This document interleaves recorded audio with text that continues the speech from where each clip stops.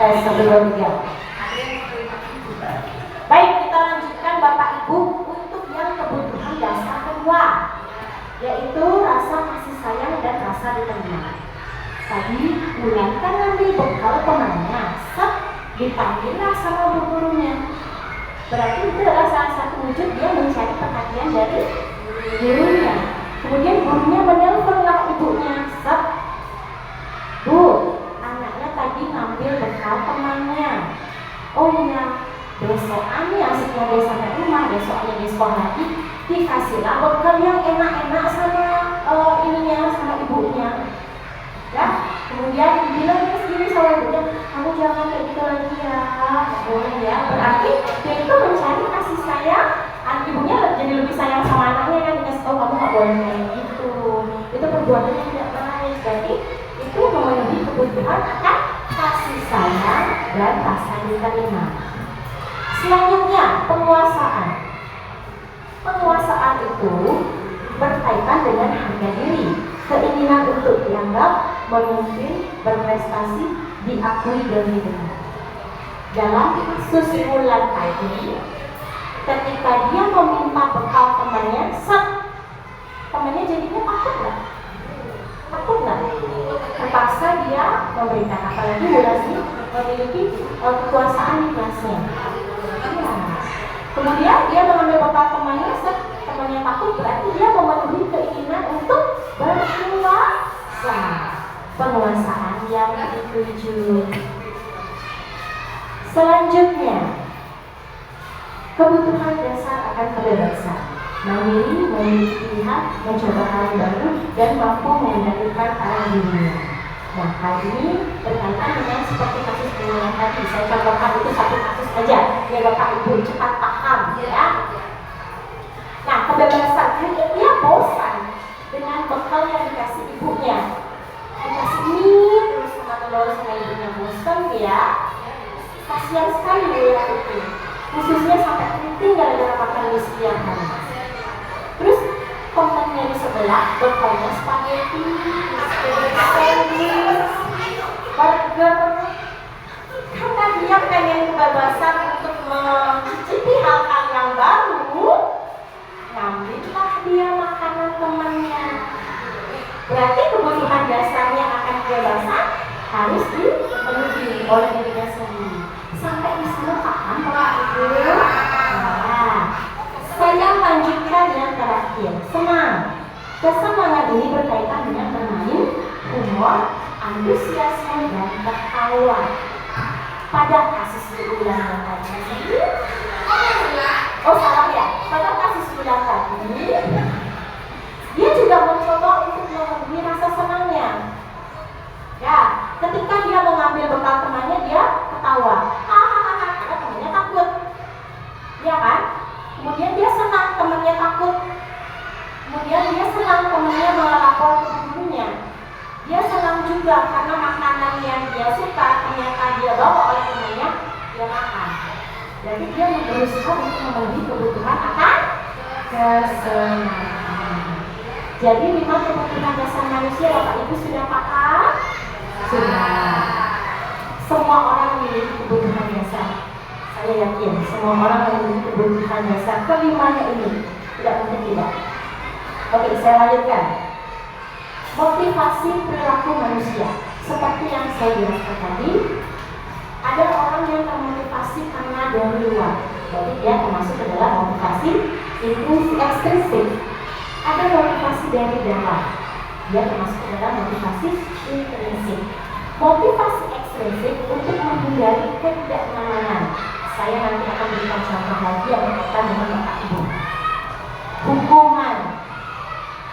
Ada lagi orang yang melakukan suatu kegiatan karena untuk mendapatkan imbalan atau penghargaan dari orang lain. Nah, motivasi intrinsik itu dari dalamnya sendiri, yaitu untuk menjadi orang yang mereka inginkan dan menghargai diri sendiri dengan nilai-nilai yang mereka percaya. Contoh, Bapak Ibu selama ini mencari topik di PMK. Kalau saya contohkan untuk motivasi ekstrinsik untuk menghindari ketidaknyamanan atau hubungan, benar tidak? Benar, karena takut SKP kinerjanya di PMM di bawah peringkat atau di bawah ekspektasi. Karena takut Bapak Kepala Sekolah marah. Kenapa kamu tidak mengerjakan PMM? Nanti saya kasih kamu nilai di bawah ekspektasi.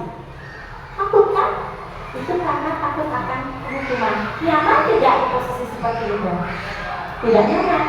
Nyaman karena pasti banyak guru yang mengeluh kenapa sih harus buat SKP-nya di PMM, kenapa sih harus mencari banyak sertifikat di PMM, di topik-topik yang ada di PMM. Pasti arahnya ke sini karena unsur ekstrinsik, tidak nyaman dan ada hukuman di sana. Yang kedua, ekstrinsiknya untuk mendapatkan imbalan atau penghargaan dari orang lain.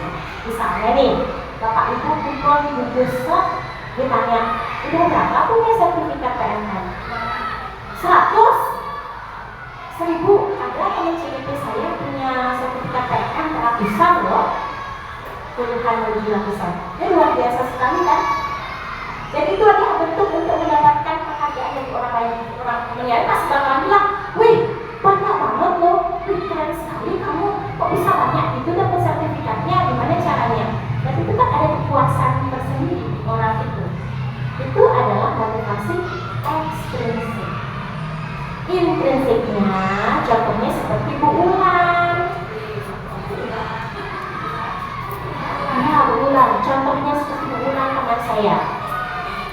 Dia pengen benar-benar belajar nih, pengen mencari tahu topik-topik yang dia bisa sesuaikan di kelas. Misalnya, dia pengen belajar tentang pembelajaran berdiferensiasi. Carilah dia topik sendiri di PMM, dapat ilmunya diterapkan. Terus dia pengen menerapkan pembelajaran yang berpihak kepada murid.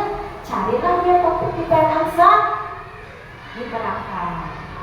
Asesmen, diagnostik, refleksi, dia pengen tahu juga. Carilah dia keinginan sendiri untuk belajar. Tidak skip video yang ada di PMM itu di PMM dia memang benar-benar nonton tuh.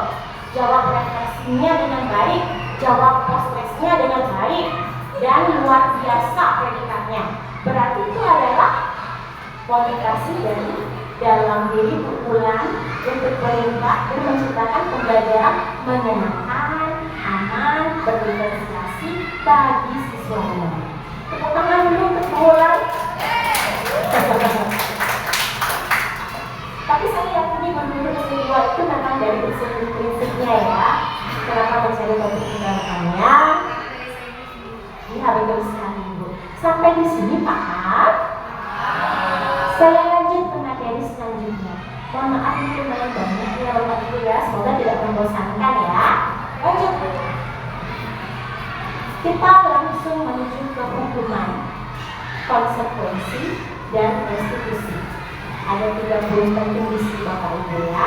Hukuman sudah pasti tidak terencana dan tiba-tiba.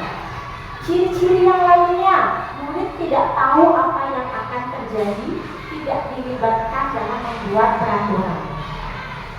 Kemudian bersifat satu arah saja, jadi hanya guru yang bisa memaksa hukuman tersebut. Sudah berupa hukuman psikis atau fisik atau psikis.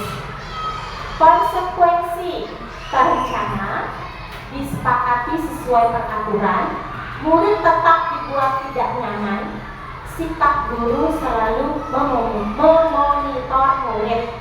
Sedangkan restitusi adalah proses menciptakan kondisi bagi murid untuk memperbaiki kesalahan. Proses kolaboratif yang mengajarkan murid untuk mencari solusi sendiri atas permasalahan yang dia perbuat. Nah, kira-kira di antara ketiga ini ada hukuman, ada konsekuensi, ada restitusi. Kita sebaiknya di posisi yang mana, Bapak Ibu?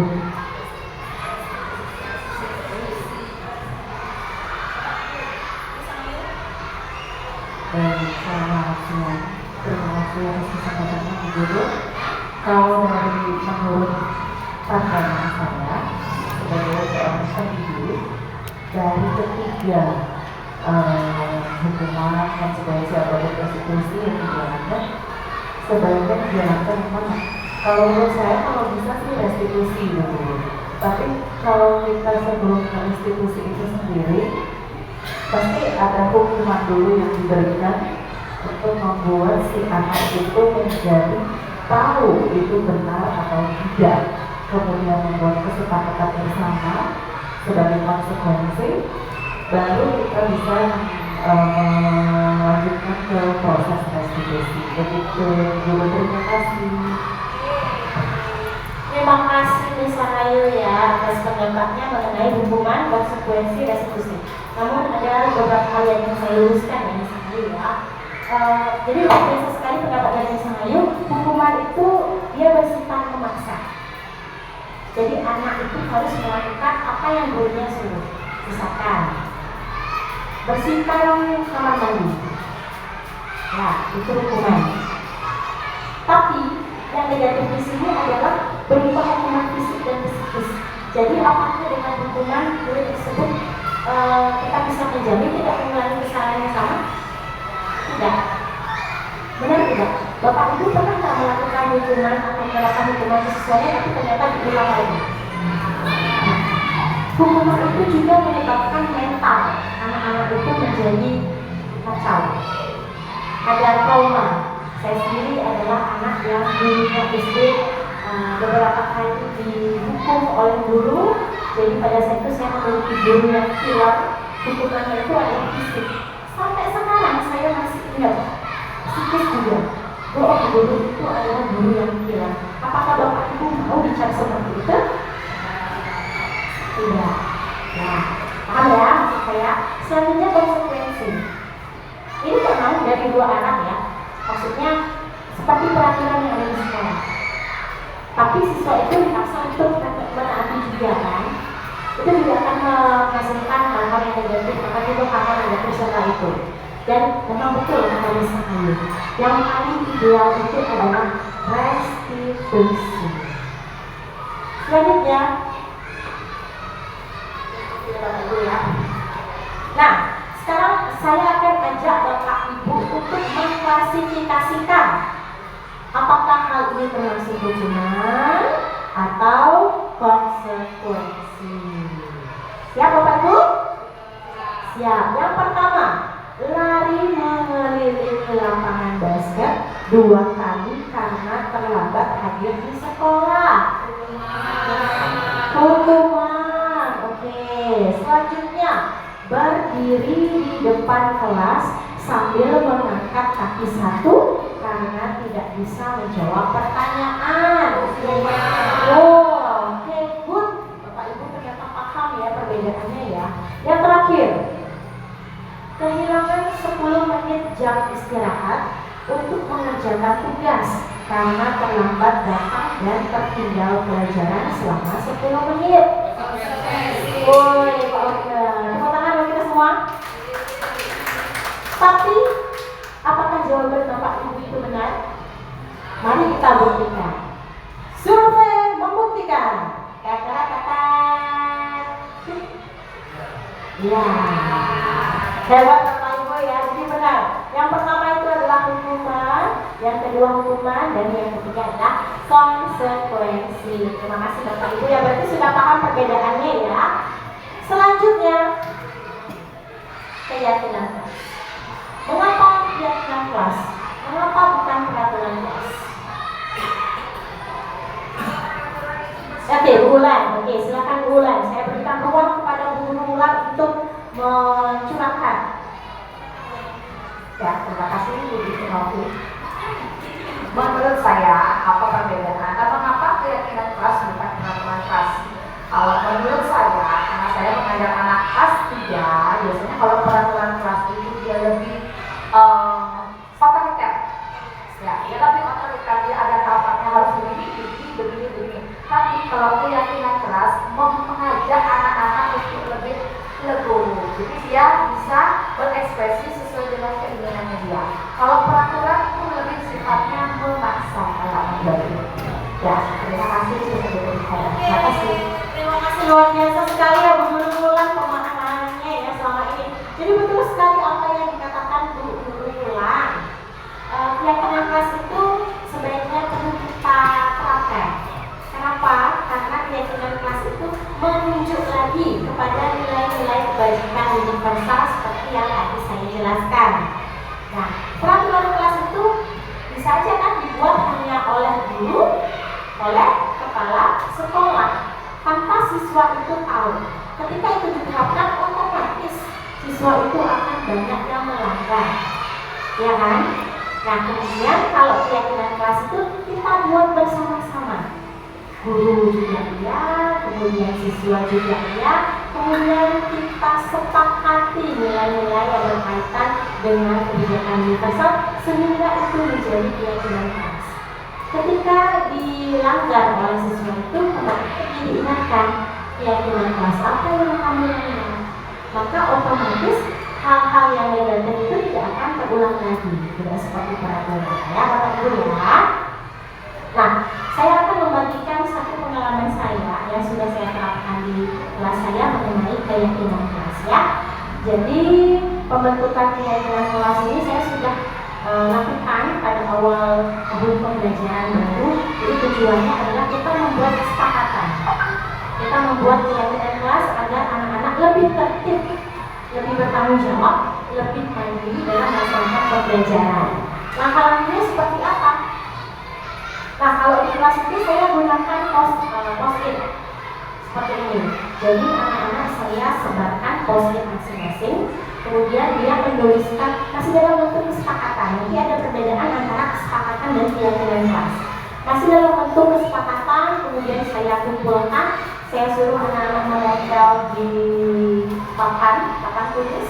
Kemudian saya golongkan berdasarkan kata-kata siswanya. Dan saya rubah menjadi keyakinan kelas, kalimat yang lebih positif. Kemudian anak-anak nanti akan menandatangani keyakinan kelas yang mereka sudah buat.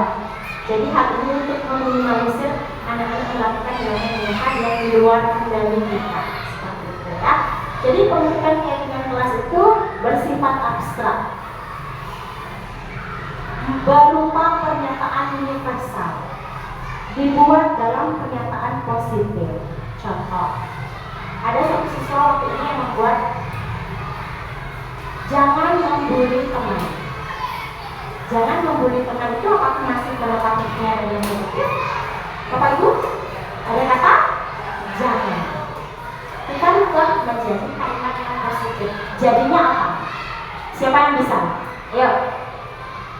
Janganlah membuli teman.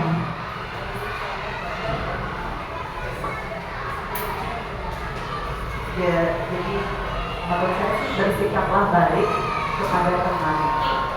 Bersikaplah baik kepada teman. Oke, kita tampung. Bu Dewi.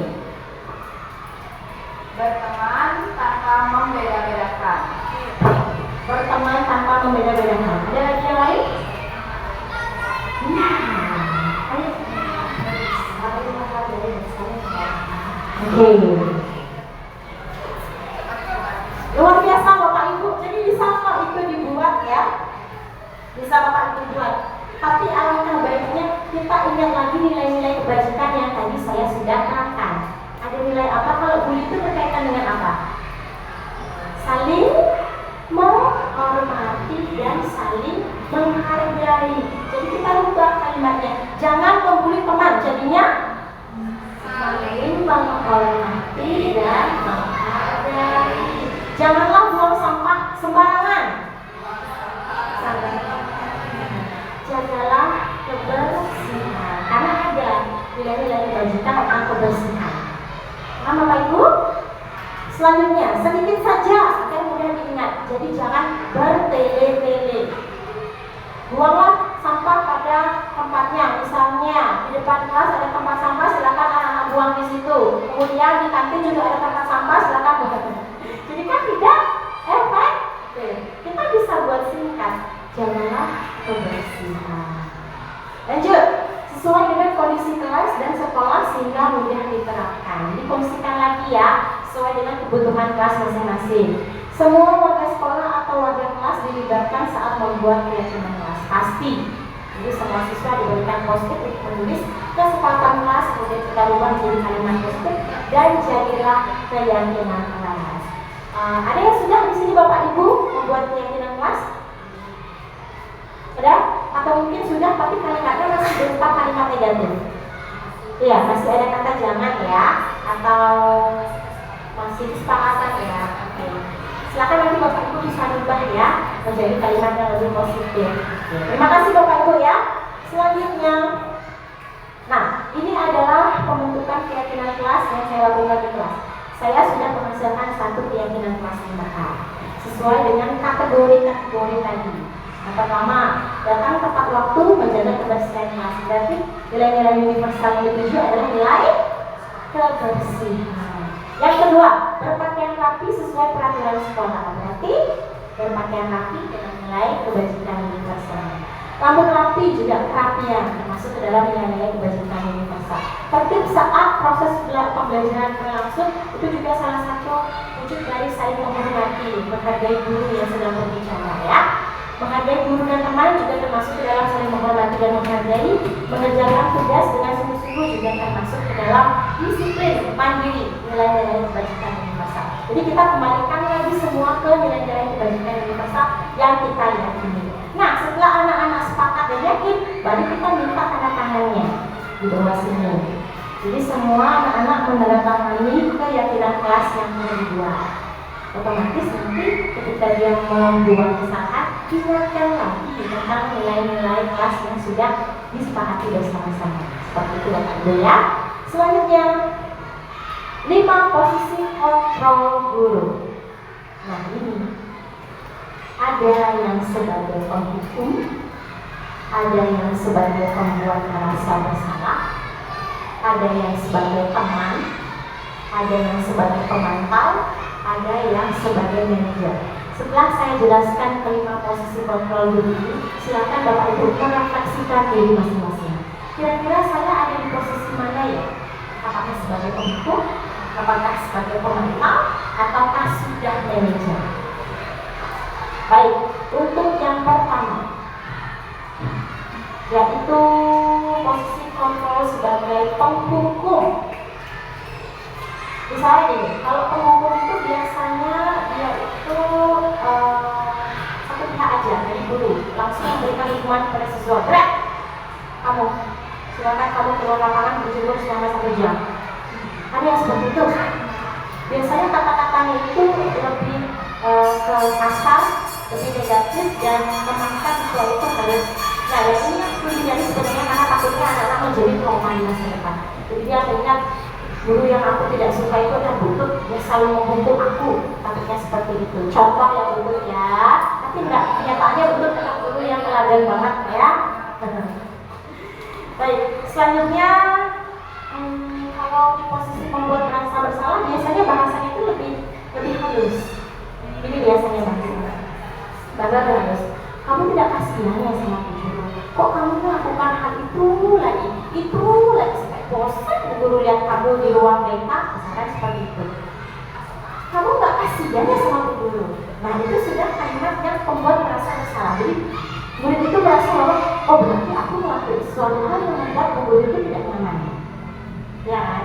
Kemudian teman.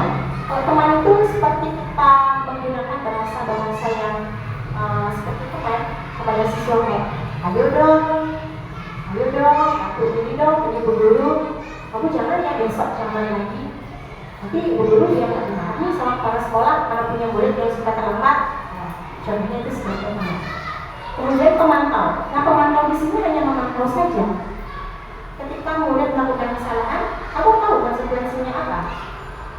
Tahu bu guru, ya udah kamu silakan menulis karena kamu terlambat, silakan kamu berdiri di depan ruang guru. Kemudian kamu menulis konsekuensi yang harus kamu lakukan. Itu dalam posisi konsekuensi ya, jadi pemantau. Nah manajer ini adalah ideal sekali. Semoga ini bisa kita lakukan bersama-sama sebagai posisi kontrol dulu. Karena apa? Ketika murid melakukan suatu kesalahan, kita bertanya kepada siswa, kita berdialog pada siswa, hal apa yang bisa dilakukan untuk menyelesaikan permasalahan ini. Dengan hal yang seperti itu, karena saya sudah terapkan juga, jadi saya ada di CGP ini ada demonstrasi konseptual. Saya coba lakukan dialog di kelas, ternyata memang efektif untuk menjadi posisi manajer itu lebih efektif pada siswa agar dia tidak mengulangi kesalahan yang sama karena diingatkan dengan nilai-nilai dan keyakinan kelas yang sudah kita sepakati. Tapi mungkin ada banyak kasus yang tidak bisa ya, tapi nanti semoga aja Bapak Ibu bisa di posisi manajer ya. Selanjutnya, nah ini kasus siswa tidak memakai atribut lengkap saat upacara bendera. Penghukum akan bilang seperti ini: hormat pada bendera selama 1 jam. Sudah pasti ini adalah satu pihak saja. Kalau dulu siswanya mau tidak mau harus mengikuti, ya kan? Kemudian pembuat merasa bersalah. Berapa kali ibu bapak harus memberitahu kamu selalu saja mengecewakan ibu atau bapak. Ada yang seperti itu muridnya. Oke, mungkin lagi sebentar bisa sharing yang berulang ya. Oke, selanjutnya, kalau teman, seperti yang saya bilang tadi, ayo dong ikuti aturan sekolah, tolong bantu ibu bapak ya sekali ini. Sudahlah, tidak apa-apa, lain kali jangan sampai berbuat seperti ini lagi. Ada juga yang seperti itu posisi teman.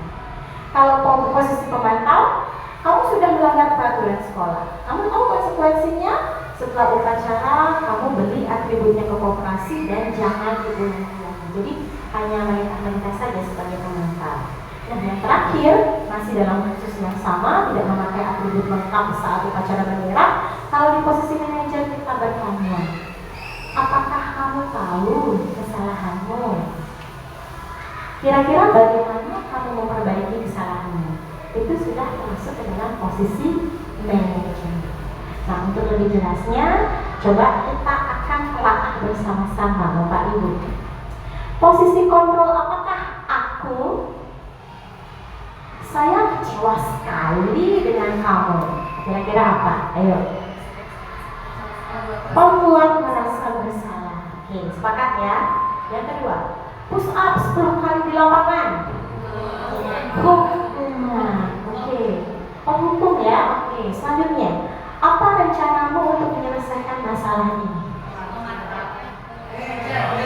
Apa rencanamu untuk menyelesaikan masalah ini? Ayolah, lakukan demi bapak ibu ya. Apakah jawaban bapak ibu benar? Survei membuktikan. Benar ya. Pembuat merasa bersalah, hukuman, manajer dan teman. Tepuk tangan untuk kita semua. Ternyata pemahaman bapak ibu ini luar biasa ya. Baru sekali saya jelaskan ternyata bapak ibu sudah bisa membedakan posisi kontrol mana aku. Bu Guru mulai jadi curhat, ayo. Jadi.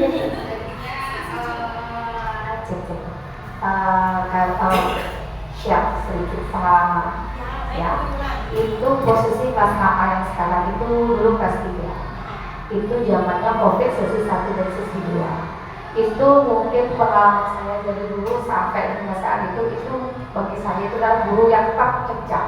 Saya tidak pernah seperti itu kepada siswa saya. Nah, saya begitu karena ada 5 baliknya. Mereka tidak mengerjakan PR. Ya, hampir dari satu sesi itu hanya 2 yang buat, sisanya tidak dengan alasan lupa. Akhirnya saya menghukum semua anak saya, tidak hanya sesi 1 saja. Sesi 1 dan sesi 2 itu saya hukum tidak boleh istirahat selama 1 semester dan tidak boleh ke kamar mandi. Di dalam kelas tidak boleh minum karena hanya yang berbicara hanya saya saja. Anak-anak tidak berbicara, jadi saya harap mereka tidak butuh minum. Alhasil hari ini kemarin kejadiannya saya ketemu dengan anak kelas 6 sekarang, mereka tidak pernah menyapa saya. Mereka tidak pernah menyapa saya, jadinya saya berpikir mungkin mereka benci dengan saya. Karena saya dari 2015 saya menjadi guru, saya tidak pernah sejahat itu jadi guru. Saya itu hanya gede suara. Jadi saya membentak langsung daripada saya memberikan hukuman seperti itu. Dari itu saya belajar, saya tidak akan pernah menghukum anak saya. Siapapun itu, Jack senakal itu, saya tidak pernah menghukum dia untuk bersihkan kamar mandi. Sama sekali tidak pernah. Ya, saya tidak mau karena bagi saya sayang sama mereka, mereka harus sayang sama saya. Saya membuat aturan seperti ini, mereka harus mengikuti aturan saya. Mungkin cara saya salah. Untuk masalah yang kedua,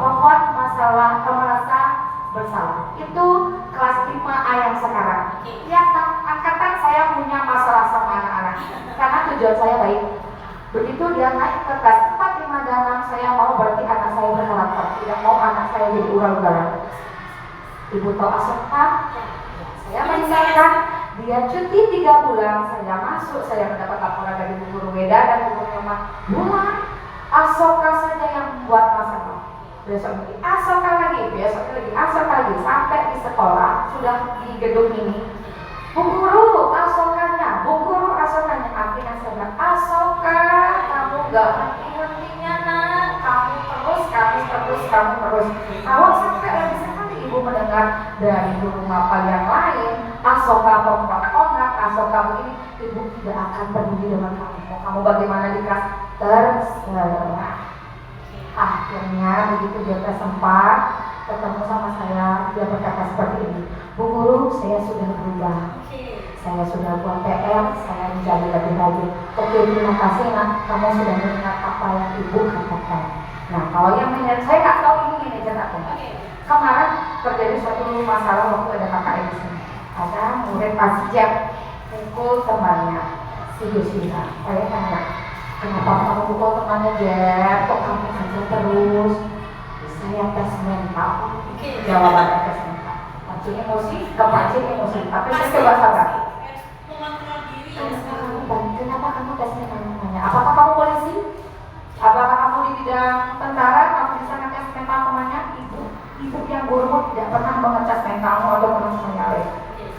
Terus kalau sudah begini, temanmu harus bagaimana? Kamu harus bagaimana? Dia tidak berjawab. Sepertinya dia malu. Tapi maksud saya tidak pernah mempermalukan anak saya di depan umum. Akhirnya dia hanya berkata begini, saya minta maaf dulu. Oke, maafnya sama Bu Surya, bukan sama Bu, karena kamu tidak melakukan kesalahan sama Ibu. Karena saya tidak mau anak-anak saya yang saya didik, tidak ingin menjadi anak yang kurang ajar. Cukup kesalahan saya terjadi di kelas 8, saya tidak mau mengulangi kesalahan yang sama. Karena hasilnya yang saya lihat, begitu mereka masuk, dia cuma gini, begitu kita di luar sekolah, dia ketemu saya, dia tidak akan menyapa. Ya, makanya sampai kemarin tuh saya tuh bilang begini, ibu mau ya ngajar kamu dulu pasti kamu gak ingat ya? Ingat tuh terus. Sakit dong ya, cuma saya pikir, oh oke, mungkin dia benci karena saya salah. Jadi saya terlalu keras, makanya anak didik saya kelas 5, 4 sampai sekarang jejak dimanapun, makanya saya tidak pernah ngomong fisik ataupun hukum apapun. Cukup saya hanya teriak-teriak di depan kelas, walaupun dia ngerti, nggak ngerti, yang penting dia sudah tahu kalau dia salah. Itu saja. Terima kasih. Wah, luar biasa yang berulang ya.